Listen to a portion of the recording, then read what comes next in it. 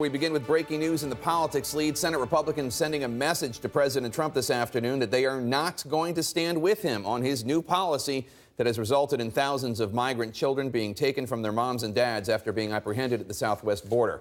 Moments ago, the Senate Majority Leader Mitch McConnell announced that Senate Republicans are united in their determination to end this practice. I support, and all of the members of the Republican conference support, a plan that keeps families together while their immigration status is determined. That, of course, would theoretically override the new Trump administration's zero-tolerance policy that took effect in the spring, prompting criminal prosecutions of every single person apprehended at the border, which has resulted in thousands of children being taken from their parents, complete with heartbreaking images and haunting sounds of frightened, confused, and screaming kids. President Trump today, desperately trying to regain control of the story, tried to change the conversation to the larger topic of illegal immigration. Today, President Trump using some of his darkest language yet, perhaps the harshest rhetoric he's used about this issue since the opening day of his campaign, tweeting this morning, quote, "Democrats are the problem. They don't care about crime and want illegal immigrants, no matter how bad they may be, to pour into and infest our country. Like MS-13, they can't win on their terrible policies, so they view them as potential voters." You'll notice the use of the dehumanizing word infest there, applied to undocumented immigrants, part of the president's embrace of the politics of fear and division, talking about the, quote, death and destruction that's been caused by people coming into this country, and suggesting that those of us in the media covering these children impacted by his new policy are helping criminals. They're fake. They are helping these smugglers and these traffickers like nobody would believe. And as if that divisive rhetoric were not enough, Democrats love open borders. Let the whole world come in. Let the whole world, MS-13 gang members from all over the place, come on in. We have open borders. Someday, they're going to vote for Democrats.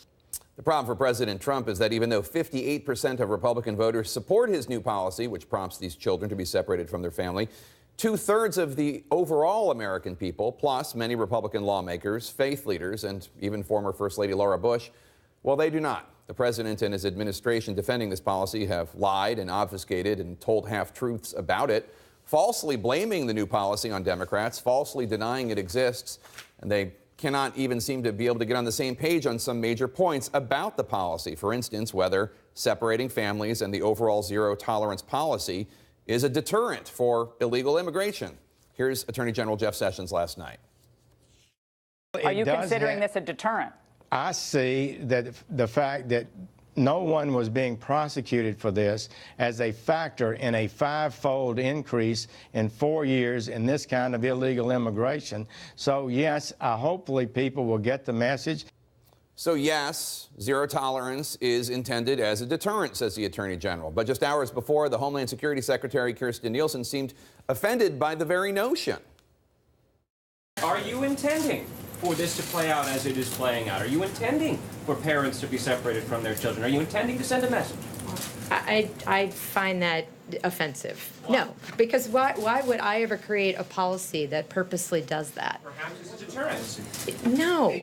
Secretary Nielsen also denied having seen the heartbreaking images of children that have outraged and moved so many Americans, even though it was her agency that released some of the images. So we assume that the secretary has not heard this audio from ProPublica.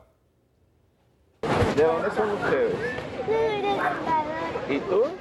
Guatemala. No llores. Vas a llegar con... Mira, ella te va a explicar y te va a ayudar. ¿Cierto, consulado? ¿Qué va a pasar con su consulado hoy? The sound of a child being taken from her father. The Wall Street Journal's conservative editorial board warning Republicans today that these images and sounds and the general topic of immigration could cost Republicans their majorities in the House and Senate this November. Even some of the president's biggest political allies on Capitol Hill and elsewhere are turning against him. The president is scheduled to arrive at Capitol Hill in minutes. We have this story covered from every angle. Polo Sandoval is live for us on the border. He's talking to families who have children living in this terrifying limbo. Jeff Zeleny starts us off from the White House. President Trump is still pointing the finger at Democrats over the crisis at the border. Democrats love open borders. Let the whole world come in. Let the whole world, MS-13 gang members from all over the place, come on in. But it's his fellow Republicans who are giving him an earful. They're imploring his administration to overturn the zero-tolerance policy of separating children from their parents when apprehended at the border. We ought to be doing everything in our power to bring the children together with their parents. So I want to pause so we can really approach these things intelligently. Senator Orrin Hatch, often one of the most loyal Trump supporters, said in the case of family separations, he's wrong. But the president is showing no signs of backing down, telling Congress to fix the impasse on immigration. We can't let people pour in. They've got to go through the process. And maybe it's politically correct, or maybe it's not. We got to stop separation of the families. The White House has presented conflicting, confusing, and misleading messages on what type of bill the president would sign. I don't want children taken away from parents. And when you prosecute the parents for coming in illegally, which should happen, you have to take the children away. These scarring images broadcast across the country and the world showing children being pulled away from their parents at the border. The Department of Homeland Security now saying more than 2,300 children have been detained. It's prompted a near revolt among Republicans. Only Congress can change the law. I also recognize that if the president wanted to, he could make modifications. The Secretary, the Attorney General, the President, they could move on this tomorrow. I think they're scrambling to try to figure out how to be able to handle this.